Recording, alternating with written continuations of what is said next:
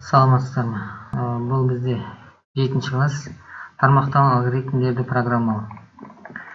Жалпы алгоритмнің 3 түрі бар, сіздер білесіздер. Ол сызықтық алгоритм, 6-ші класста өтіп кеттік, бірінен кейін бірі орындалатын. Одан кейін бүгінгі өтетініміз тармақталған алгоритм және циклдік алгоритм, келесі 8-ші класста өтесіздер. Бүгінгі бізде тармақталған алгоритмде отырғанымыз шартқа байланысты орындалады. Мысалға, бүгін күн ауа райы жылы болса, мектепке барамыз. Әйтпесе бармаймыз деген сияқты белгілі бір шарт болу керек. Сондай шартқа байланысты орындалатын алгоритмдерді міне тармақталған алгоритмдер деп атаймыз. Осы анықтаманы жазып аламыз дәптерімізге. Егер, онда, әйтпесе деген түйін сөздермен орындалады. Бізде ол программаға салған кезде оның өзінің жазылу жолдары бар. Шарт дегеніміз тексеру нәтижесінде немесе жоқ деген ақиқат немесе жалған мәндерін қабылдайтын логикалық өрнек. Жаңа айтып кеткеніміздей, біздің егер деп отырғанымыз бізде программада if деп жазылады, әйтпесе деп отырғанымыз else. Осы екі біз өрнекті операторларды қолданатын боламыз. Ал ортасындағы онда деген сөз бізде қос нүкте арқылы орындалады. Оған бізде қолданылатын салыстыру операторлары тең, бізде екі тең қолданылады. Pythonда тең емес болса лек белгісі және тең қолданылады. Үлкен кіші математикадағы және үлкен немесе тең, үлкен немесе кіші деген осындай өрнектерді қолданамыз. Мысалына қарайтын болсаңыз, міне if егер a тең болса b-ға қос нүкте тұр, міне онда орындалады бізде келесі өрнек u-ның қосындысы. Осылай барлық өрнектер мінекей мысалда көрсетілген. Енді оның схемасы да осылай болады. Мінекей шарт, егер иә болса шартымыз орындалса бірінші команда, орындалмаса екінші команда орындалады. Командалар екі түрлі. Біреуінде біздер қоямыз, егер қойылмаса, онда біздің шартымыз нақты ақиқат болған жағдайда қойылмайды. Ал егерді қоятын болсақ, екінші бізде шартымыз орындалмаған жағдайда егер else, әйтпесе осы else қолданылады. Егерден кейін бірінші командамыз орындалады, ол ақиқат болмаса else, әйтпесе екінші командамыз орындалады. Енді біз тапсырмасына қарайық. Бірінші тапсырмада a және b бүтін сандар берілген. Егер a саны жоқ болса, онда квадраттап b санына қос, ал тақ болса, онда санның өзін b санына қос, нәтижесін экранға шығар дейді. 6 және 5 деген сандар берілген.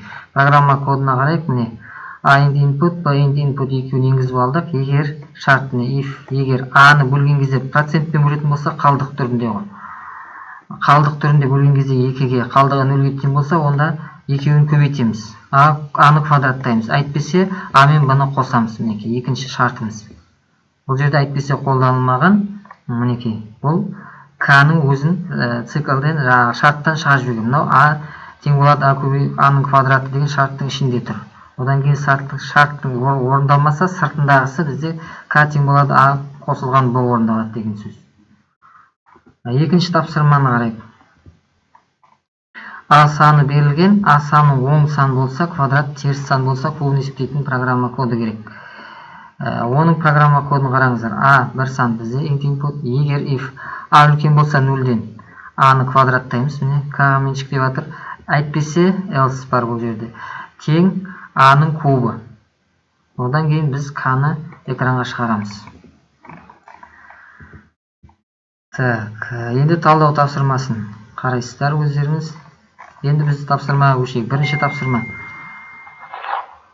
K саны берілген, осы санның жұп немесе тақ екенін анықтайтын программа құр. Егер сан тақ болса 1, әйтпесе 0 деген шығаруымыз керек. Ол бізде мінекей программасын жазып қойдым. K дегенді алдық, енді input. Егер k-ны бөлген кезде қалдық түрінде 2-ге, 0-ге тең болса, қалдық онда 0 деген шығарамыз. Әйтпесе else 1 дегенді экранға шығарамыз. Орындап көрейік. Бізде мысалда 17 берілген, мінекей 1 шықты. Келесі екінші мысалы 62, 0 деген мінекей шықты. Орындалды бірінші есебіміз. Екінші, велосипедші бурабай трассасында v метр секунд жылдамдықпен қозғалса, с метр жолда т секундта жүріп өте ала ма дейді. Анықта. Егер өтсе иә, әйтпесе жоқ деген шығаруымыз керек. Оның да есебін мінекей мен шығарып қойдым. VST бір жолда енгізілген ғой. Map int input бір жолда болса, бірнеше айнымалылар бізде map int input splitпен. Split деп отырғанымыз ортасын бөлу. Ажыратып алу, ортасын бос орынмен. Одан кейін шартымыз if егер уақытпен, біздің жылдамдықпен уақытты көбейткен кезде біздің жүріп өтетін жолдан үлкен болса, онда иә деген шығу керек бізде. Әйтпесе, жүріп өтетін жолдан кіші болса, жоқ деген мінекей. Әйтпесе, жоқ. Екінші шартты жазудың уже қажеті болмай қалады. Бұндайда егер, одан кейін әйтпесе деп екінші біздің орындалатын операторымызды жаза қоямыз сол жерге амалымызды. Енді мысалға 5, 115 бізде жоқ. Өйткені бізден 5 пен 15-ті көбейтеміз, сол кезде бізде мына 100-ден үлкен болу керек қой. Сондай жағдайда ғана бізде иә деген шығады. Екіншісін тексеріп көрейік.